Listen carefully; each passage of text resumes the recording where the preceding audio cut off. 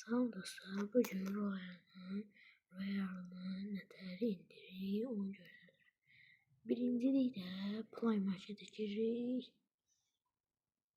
Sonra isə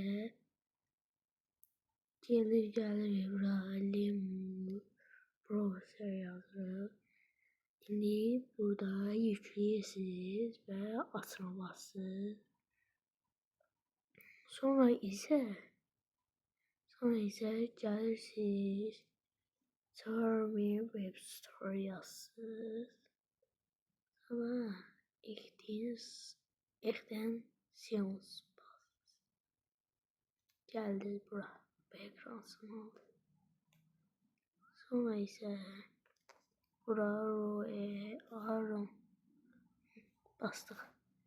Bura geldi. Şimdi Zohara'ya yükleyi yazdı size. Ben çünkü girmişim. Böyle gireceğim.